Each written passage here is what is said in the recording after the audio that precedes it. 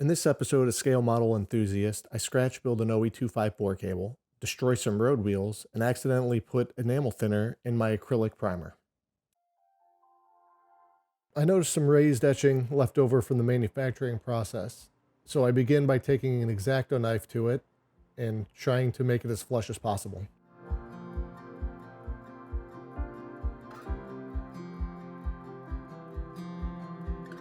After removing the majority of the raised markings with this X-Acto knife, I go ahead and switch to a scraping tool so that I can come at it a little bit less aggressively and try not to mar up the panel any more than I have to before switching to a sanding sponge where I remove any of the fine scratches that I put into it with the scraper.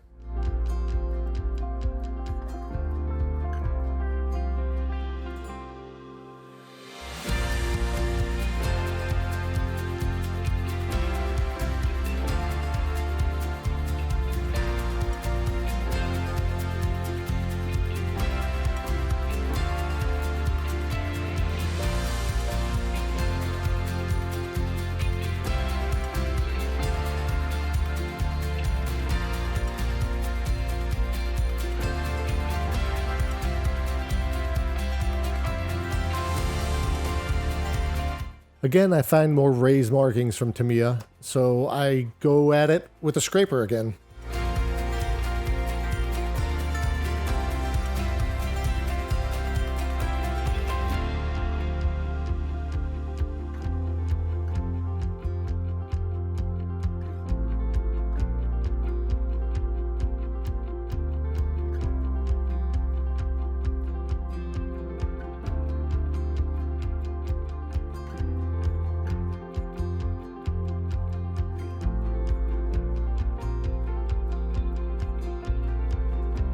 Here I'm just using an X-Acto knife to distress the tires a little bit because after reviewing some reference photos that I found on the internet, I discovered that a lot of these road wheels were pretty beat up through, I guess, normal wear and tear on the battlefield. So I'm trying to simulate that here as much as possible.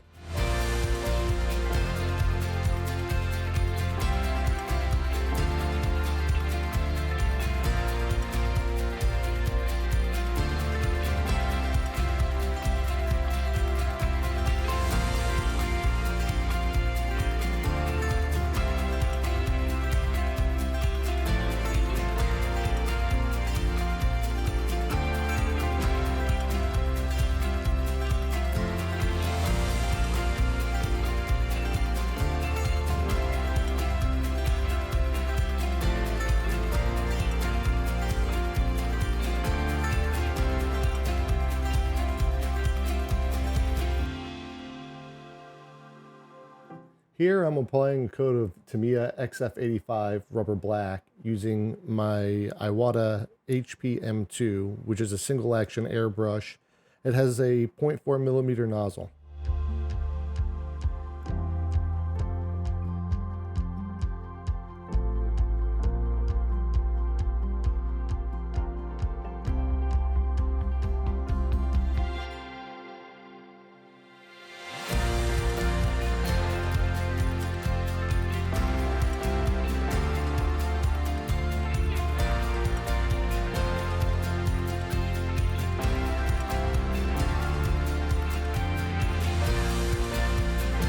I use a circle stencil as a quick mask in order to protect the black rubber I previously applied.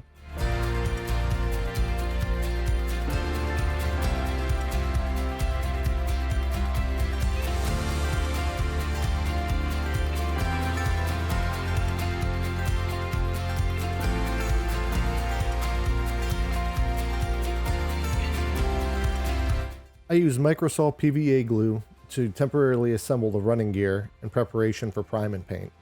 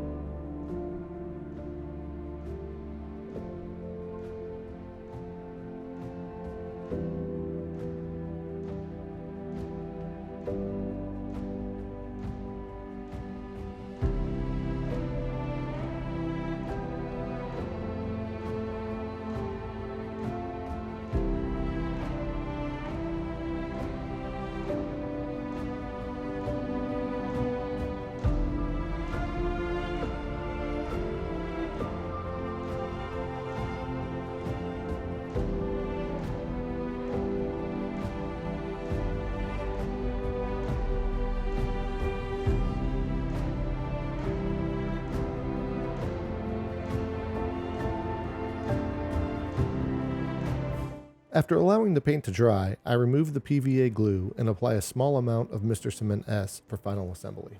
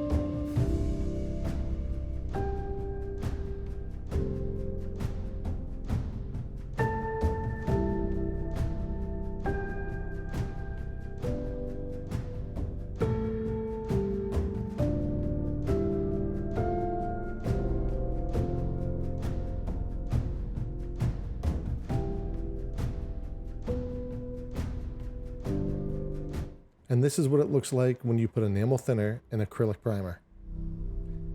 Water and oil just don't mix, boys.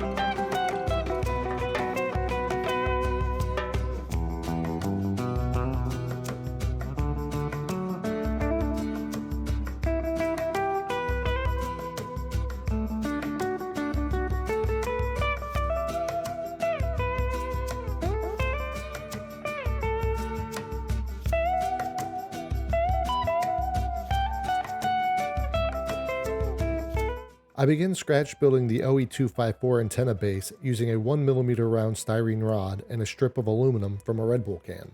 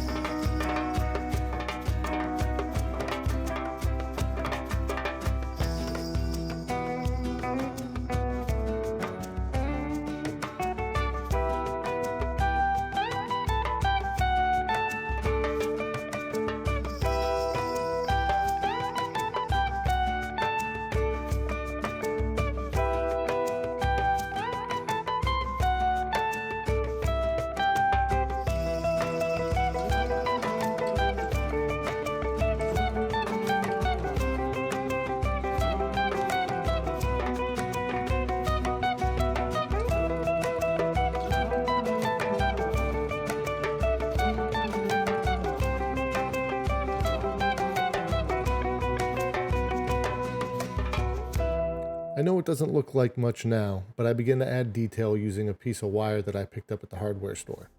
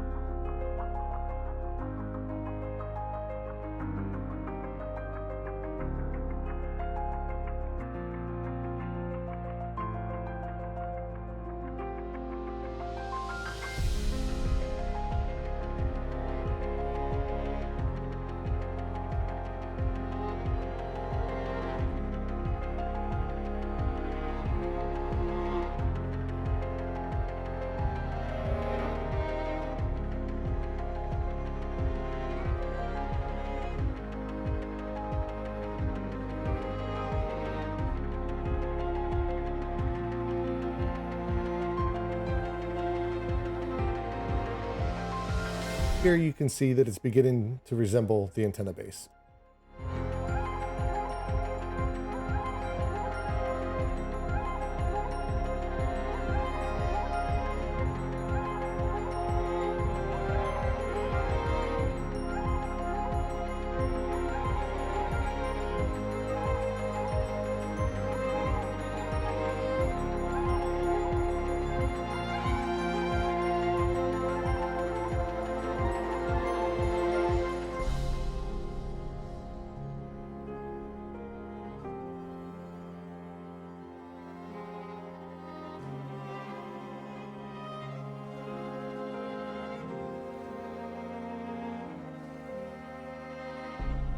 I removed the end cap from the original OE254 and glued it to this one to act as an attachment point for an antenna that I will make out of a piece of stretched sprue later on.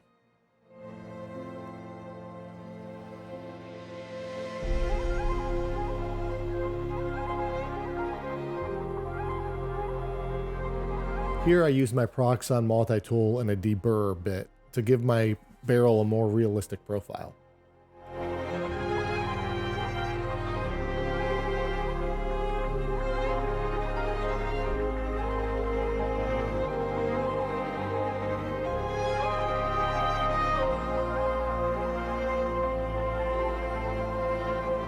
As you can see here, I was a little bit too aggressive and I generated too much heat. I ended up splitting the barrel in half. So I re-glued it and gave it another attempt using a lower speed.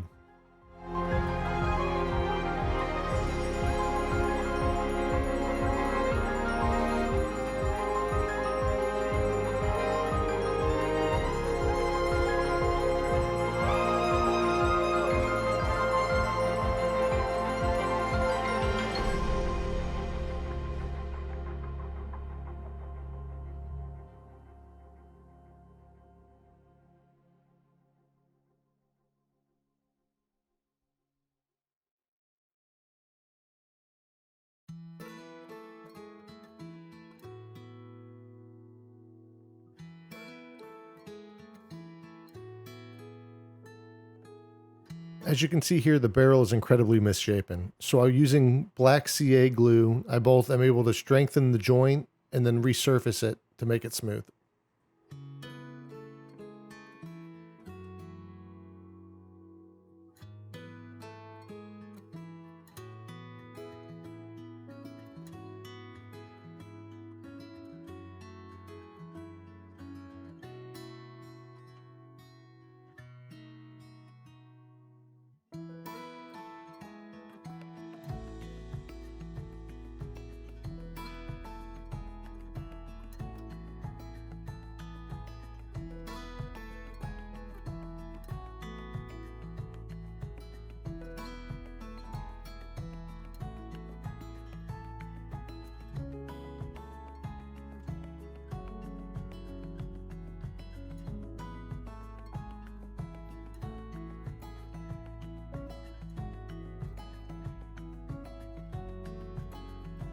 Even though the fit seemed pretty bad at first, I was able to apply pressure to the corners after gluing it, and I was able to straighten it out, and it ended up coming together pretty well.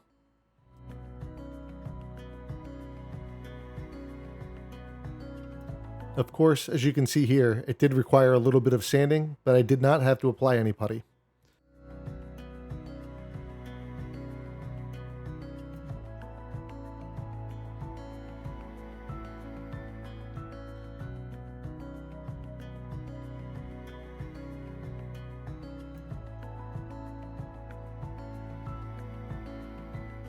Thank you for sticking around to the end of my video. Please don't forget to like and subscribe, and also hit the notifications button, because in the next episode, I'm going to be painting the figures using a technique that involves pre-shading with a black base and then hitting the highlights with a white primer.